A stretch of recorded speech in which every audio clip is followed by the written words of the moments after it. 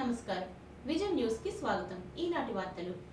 ఈ ఏడాది మే నెల నుంచి ఏటీఎం కార్డు సైజులో కొత్త రేషన్ కార్డులు జారీ చేయబోతున్నామని ఆంధ్రప్రదేశ్ పౌర సరఫరాల శాఖ మంత్రి నాదెండ్ల మనోహర్ ప్రకటించారు. ఏప్రిల్ 30వ తేదీతో ఈ కేవైసీ ప్రక్రియ పూర్తయిన వెంటనే కొత్త రేషన్ కార్డులు జారీ చేస్తామని అన్నారు. ఇవాళ మంగళవారం మంత్రి నాదెండ్ల మనోహర్ ఏపీ సచివాలయంలో మీడియా సమావేశం ఏర్పాటు చేశారు. ఈ సందర్భంగా మంత్రి మాట్లాడుతూ ప్రస్తుతం ఉన్న ఫ్యామిలీ రేషన్ కార్డుని సైజ్ తగ్గించి అన్ని వివరాలతో జారీ చేయబోతున్నామని స్పష్టం చేశారు. కొత్త కార్డుల జారీ సమయంలో కుటుంబ సభ్యుల జోడింపు, తొలగింపు, స్ప్లిట్ కార్డుల కోసం ఆప్షన్లు ఇస్తామని తెలిపారు. క్యూఆర్ కోడ్ లాంటి భద్రతా ఫీచర్లతో కొత్త రేషన్ కార్డులు జారీ అవుతాయి అన్నారు. గత ప్రభుత్వంలో ఎక్కడ వ్యక్తుల బొమ్మలు రేషన్ కార్డులపై ఉండబోవని స్పష్టం చేశారు. ఈ కేవైసీ పూర్తయిన తర్వాత ఎంతమందికి కొత్త రేషన్ కార్డులు జారీ చేయాలో స్పష్టత వస్తుందని మంత్రి అన్నారు. ట్రాన్స్జెండర్ సామాజిక పింఛన్లను సద్వినియోగం చేసుకుని ప్రభుత్వం కల్పిస్తున్న అవకాశాలతో మెరుగైన జీవనాన్ని కొనసాగించాలని మహిళా, శిశు సంక్షేమ, దివ్యాంగుల, వయోవృద్ధుల శాఖ ప్రభుత్వ కార్యదర్శి మరియు పశ్చిమ గోదావరి జిల్లా ప్రత్యేక అధికారి ఏ సూర్యకుమారి అన్నారు.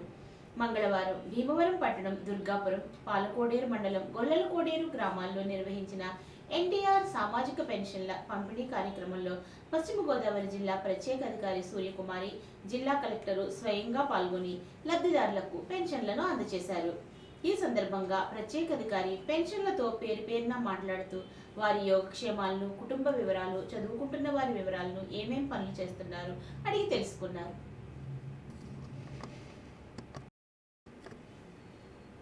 జిల్లా ప్రత్యేక అధికారి సూర్యకుమారి జిల్లా పర్యటనకు వచ్చిన సందర్భంలో జిల్లా కలెక్టర్ చదలవాడ నాగరాణితో కలిసి భీమవరం శ్రీ మావుళ్ళమ్మ అమ్మవారి దేవస్థానాన్ని సందర్శించారు. తొలుత ఆలయ అర్చకులు పూర్ణ కుంభంతో స్వాగతం పలికి మంగళ వాయిద్యాలతో ఆలయం చుట్టూ ప్రదక్షిణ చేయించారు. ప్రధాన అర్చకులు శ్రీనివాసరావు, జిల్లా ప్రత్యేక అధికారి, జిల్లా కలెక్టర్ గోతనామాలతో ప్రత్యేక పూజలు నిర్వహించి తీర్థాన్ని అందజేశారు.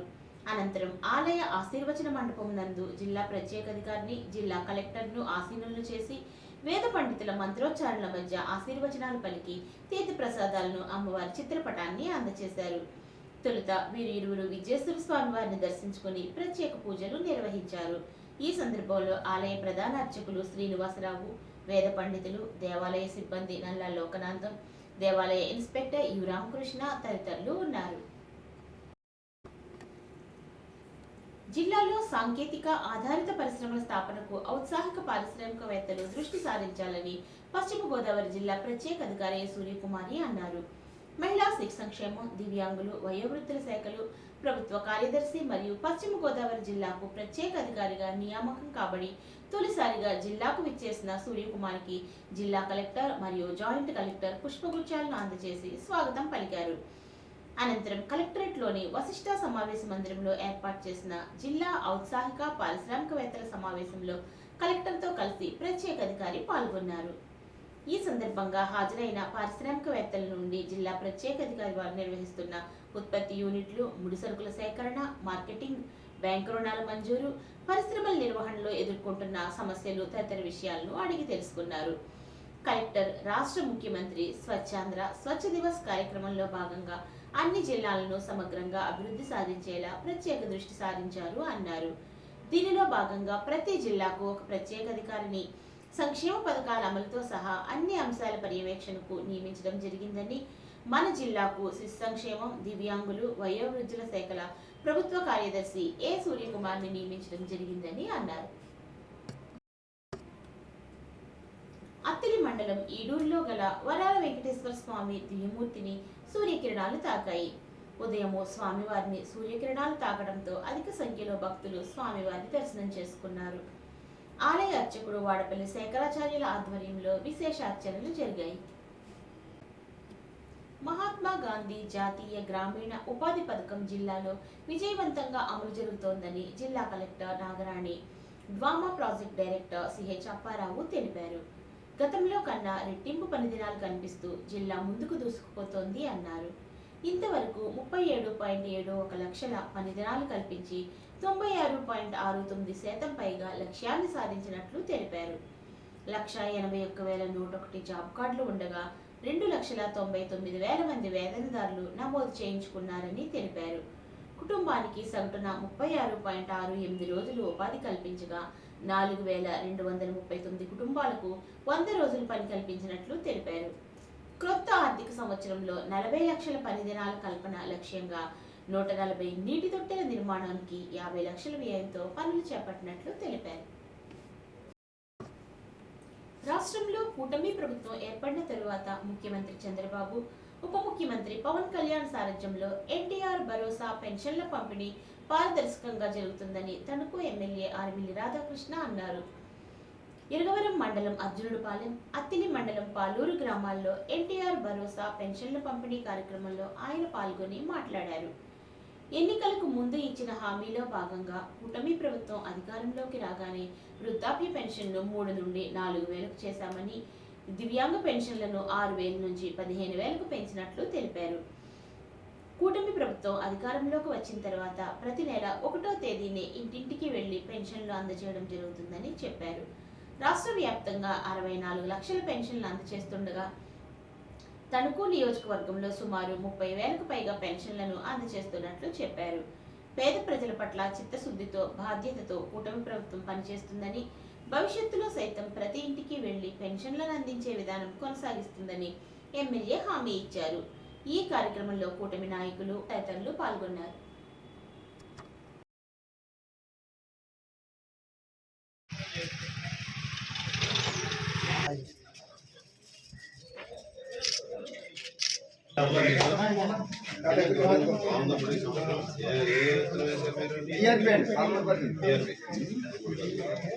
కూటమి ప్రభుత్వం వచ్చిన తర్వాత ప్రతి నెల కూడా 1వ తేదీ పెన్షన్ల పంపిణీని ఇంటింటికి వెళ్ళి అందించడం జరుగుతుంది. ఇది మనందరికీ కూడా ప్రజాప్రతినిధులుగా, అలాగే తెలుగుదేశం, జనసేన, బీజేపీ కూటమి నాయకులు, కార్యకర్తలు అందరూ కూడా అర్హులైనటువంటి వారింటికి వెళ్ళి వారికి ఈ పెన్షన్లన్నీ కూడా అందించడం జరుగుతుంది. తణుకు నియోజకవర్గంలో మొదటి రోజే దాదాపు 98% పెన్షన్ని గత 9 నెలలుగా అందించడం జరుగుతుంది. అలాగే ఈ నెల ఏప్రిల్ 1వ తేదీ ఈరోజు అర్జునుడిపాలెం, పాలూరు, అదేవిధంగా తణుకుపట్నం 15 వార్డులో నేను స్వయంగా ప్రతి ఇంటికి వెళ్ళి ఈ పెన్షన్ని అందించడం జరుగుతుంది. వారందరూ కూడా చాలా సంతోషం వ్యక్తం చేస్తున్నారు. ఈ ప్రభుత్వం వచ్చిన తర్వాత కూటమి ప్రభుత్వం పెన్షన్లు పెంచడమే కాకుండా గతంలో ఉన్నటువంటి 3,000 రూపాయలని 4,000 రూపాయలు చేశారు. అలాగే 3,000 రూపాయలు ఉన్నటువంటి వికలాంగుల పెన్షన్ని 6,000 రూపాయలు చేశారు. 6,000 నుంచి 15,000 వరకు దివ్యాంగుల పెన్షన్ని అందించడం జరుగుతుంది. ఇన్ని ఆర్థిక ఇబ్బందులు ఉన్నప్పటికీ కూడా గౌరవ ముఖ్యమంత్రి నారా చంద్రబాబు నాయుడు గారు పేదల పక్షపాతిగా ప్రతి ఒక్కరికి ఈరోజు పెద్ద కొడుకుగా ఏ విధంగా అండగా ఉంటానని హామీ ఇచ్చారో దానికి అనుగుణంగా మొదటి రోజే పెన్షన్ని అందించడం జరుగుతుంది. రాష్ట్రంలో దాదాపు 64 లక్షల పెన్షన్లు అందించడం జరుగుతుంది. అలాగే మన నియోజకవర్గంలో దాదాపు 35,000 పెన్షన్ని అందించడం జరుగుతుంది. గత ప్రభుత్వ హయాంలో ఎవరైనా పెన్షన్ ఒక నెల తీసుకోకపోతే ఆ పెన్షన్ క్యాన్సిల్ అయిపోయే పరిస్థితి ఉండేది. కానీ ఈరోజు 3 నెలల వరకు, 3వ నెల వరకు కూడా ఒకవేళ 2 నెలలు తీసుకోలేకపోతే 3వ నెల కూడా కలిపి ఆ పెన్షన్ని అందించే విధంగా ఈరోజు ప్రభుత్వం చర్యలు తీసుకుంది. ఈరోజు ప్రతి ఒక్కరికి అండగా నిలవాలనే ఉద్దేశంతో గౌరవ ముఖ్యమంత్రి చంద్రబాబు నాయుడు గారు పేదల పట్ల సానుభూతితో ఇటువంటి నిర్ణయం కూడా తీసుకున్నారు. అలాగే ఈరోజు వైఎస్ఆర్ కాంగ్రెస్ పార్టీ నాయకులు పెన్షన్ లేదో బ్యాంకుల ద్వారా ఇస్తారని చెప్పి ఇటువంటి దుష్ప్రచారాలన్నీ కూడా చేస్తున్నారు. ఎవరు కూడా బ్యాంకులకు వెళ్లాల్సినటువంటి అవసరం లేదు. ప్రతి ఒక్కరికి కూడా ఇంటికి తెచ్చి ఇచ్చేటటువంటి కార్యక్రమాన్ని ఈ ప్రభుత్వం బాధ్యతగా తీసుకుని ముందుకు వెళ్తుంది. కూటమి ప్రభుత్వం అన్ని విధాలుగాను కూడా ప్రజల సంక్షేమానికి కట్టుబడి పనిచేస్తుందని ఈ సందర్భంగా తెలియజేస్తుంది. అత్తిలిలో ఎన్టీఆర్ భరోసా పింఛన్లను తెలుగుదేశం నాయకుడు పుప్పాల అర్జునరావు సచివాలయ ఉద్యోగులతో కలిసి పంపిణీ చేశారు. రాష్ట్ర ప్రభుత్వం సూపర్ 6 హామీలలో భాగంగా ఎన్టీఆర్ భరోసా పింఛన్ను 3,000 నుండి 4,000కు పెంచి పేద ప్రజలకు అండగా నిలిచినట్లు తెలిపారు. దివ్యాంగులకు 6,000, 15,000 కూడా అందజేస్తున్నట్లు తెలిపారు. అత్తిలి మండలం బల్లిపాడులో ఎన్టీఆర్ సామాజిక పింఛన్లను తెలుగుదేశం నాయకులు పంపిణీ చేశారు. రాజపోతుల చంటి, సత్యవతి పెన్షన్దారుల గృహాలకు వెళ్లి పెన్షన్లను అందజేశారు. రాష్ట్ర ప్రభుత్వం 4,000కు పెన్షన్ పెంచడం ద్వారా పేద ప్రజలు ఎంతో ఆనందాన్ని వ్యక్తం చేస్తున్నారని తెలిపారు. మండలంలో 10వ తరగతి పబ్లిక్ పరీక్షలు ప్రశాంతంగా ముగిశాయని ఎంఈఓ పి రమేష్ ప్రసాద్ తెలిపారు. మండలంలోని 4 పరీక్షా కేంద్రాల్లో చివరి రోజు 550 మంది పరీక్ష రాసినట్లు తెలిపారు. 9 మంది ఆబ్సెంట్ అయ్యారని తెలిపారు. Tanuku school and college bus drivers and cleaners welfare association ఆధ్వర్యంలో మంగళవారం స్థానిక అమరవీరుల భవనంలో సమావేశం జరిగింది. ఈ సందర్భంగా ఇటీవల చనిపోయిన పేకేటి మూర్తిబాబు కుటుంబానికి డ్రైవర్లందరూ తమకు తోచిన ఆర్థిక సహాయం 50,000 రూపాయలు వాళ్ల కుటుంబ సభ్యులైన భార్య పి సత్యకి అందించడం జరిగింది. ఈ కార్యక్రమంలో సిఐటియు జిల్లా కార్యదర్శి ప్రతాప్ మాట్లాడుతూ డ్రైవర్లకు ప్రభుత్వం వెల్ఫేర్ బోర్డు ఏర్పాటు చేయాలని, పెరుగుతున్న ధరలకు అనుగుణంగా వేతనాలు పెంచాలని డిమాండ్ చేశారు. డ్రైవర్లకు వ్యతిరేకంగా వచ్చిన చట్టాలు ఉపసంహరించుకోవాలని అన్నారు. చనిపోయిన డ్రైవర్ కుటుంబానికి డబ్బులు అందించిన డ్రైవర్లు మరియు క్లీనర్లు అందరినీ ప్రతాప్ అభినందించారు. అధ్యక్షులు అందే శ్రీనివాస్, అమీరుద్దీన్, కిరణ్, బాబీ, చౌదరి, బాలాజీ, శంకర్, ప్రసాద్, చిట్టిబాబు తదితరులు ఈ కార్యక్రమంలో పాల్గొన్నారు. అనంతరం ఆ నగదును 10 సంవత్సరాలు పోస్టాఫీసులో డిపాజిట్ చేయడం జరిగింది. రాష్ట్రంలో భవన నిర్మాణ కార్మికుల సంక్షేమ పథకాల అమలుపై ప్రభుత్వం నిర్లక్ష్యం ప్రదర్శించడం సరికాదని వేల్పూరు బిల్డింగ్ వర్కర్స్ యూనియన్ గౌరవాధ్యక్షులు బళ్ళ చినవీరభద్రరావు విమర్శించారు. వేల్పూరు గ్రామంలో బిల్డింగ్ వర్కర్స్ యూనియన్ సమావేశం ఎర్ర మల్లికార్జునరావు అధ్యక్షతన పార్వతీదేవి ఆలయ ప్రాంగణంలో జరిగింది. ఈ సమావేశంలో వీరభద్రరావు పాల్గొని మాట్లాడుతూ భవన నిర్మాణ కార్మికులు బ్రతకడానికి ఉపాధి కల్పించి బోర్డును పునరుద్ధరించి సంక్షేమ పథకాలు అమలు చేయమంటే కార్మికులు చనిపోయిన తర్వాత చంద్రన్న బీమా పథకంతో పాటు మట్టి ఖర్చుల నిమిత్తం 10,000 రూపాయలు ఇస్తామని ప్రకటించడం బాధాకరం అన్నారు. నిర్మాణ కార్మికుల సంక్షేమం కోసం వారు పనిచేసే యాజమాన్యాలు, సంస్థలు వివిధ నిర్మాణ కట్టడాల ద్వారా సెస్ రూపంలో వసూలు చేసిన మొత్తాన్ని కార్మికుల సంక్షేమం కోసం ఉపయోగించవలసినప్పటికీ ఈ విధంగా వసూలైన కోట్లాది రూపాయలు రాష్ట్ర సంక్షేమ బోర్డు కార్మికుల సంక్షేమం కోసం ఖర్చు పెట్టకపోవడం దుర్మార్గం అన్నారు. ఈ కార్యక్రమంలో వాటాల నాగేశ్వరరావు, సోరపల్లి రామకృష్ణ, కరెళ్ల అర్జున్, ఆనందం గంగాధర్, యాతం పెద్దిరాజు, వీరవల్లి వెంకన్న, ముదిగొండ రాముడు, మల్లాడి మాధకృష్ణ, గొల్లపల్లి రాజా తదితరులు పాల్గొన్నారు. పాలకొల్లు పట్టణం 31వ వార్డు వడ్లవానిపేటలో వృద్ధులు, దివ్యాంగులు మంచంపై నుంచి కదల్లేని వారి ఇళ్లకు వెళ్లి పెన్షన్ సొమ్మును మంత్రి రామానాయుడు అందజేశారు. వీరిని పలకరించి యోగక్షేమాలు అడిగి తెలుసుకున్నారు. భవిష్యత్తులో కూడా అండగా ఉంటామని హామీ ఇచ్చారు. ఈ ప్రాంతంలోని ప్రజలు పలు సమస్యలను మంత్రి రామానాయుడు దృష్టికి తీసుకుని వెళ్ళగా పరిష్కరిస్తానని హామీ ఇచ్చారు.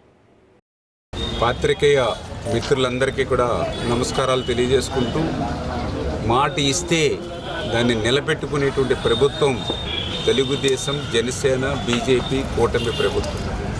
ఆ రోజు చంద్రబాబు నాయుడు ఒక్కడే చెప్పారు ఎలక్షన్ల ముందు ఏప్రిల్ నెలలో, రేపు అధికారంలోకి వచ్చిన వెంటనే 3,000 రూపాయల వృద్ధాప్య పెన్షన్ని 4,000 రూపాయలకు పెంచుతాము, 3,000 రూపాయల దివ్యాంగుల పెన్షన్ని 6,000 రూపాయలకి పెంచుతాము.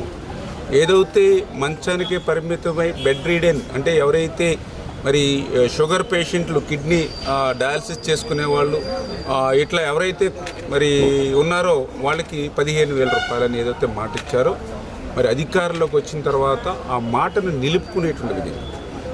అది కూడా ఏదైతే ఏప్రిల్లో మాట ఇచ్చారో, మరి ఆ ఏప్రిల్, మే, జూన్ 3 నెలలు 3,000 ప్లస్ పెంచిన 4,000, 7,000 రూపాయల అక్షరాల 1వ తేదీన వాళ్ళ ఇంటి దగ్గర. ఎందుకంటే వాళ్ళు కూడా దుష్ప్రచారం చేశారు, రేపు చంద్రబాబు నాయుడు గారు వస్తే మీరు పంచాయతీ ఆఫీసులకు వెళ్ళాలి, సచివాలయాలకు వెళ్ళాలి, మొండి టెండర్లో తిరగాలి అని చెప్పి వాళ్ళు తిప్పారు. అట్లా మొండి టెండర్లో ఎలక్షన్ కమిషన్ అడ్డం పెట్టి.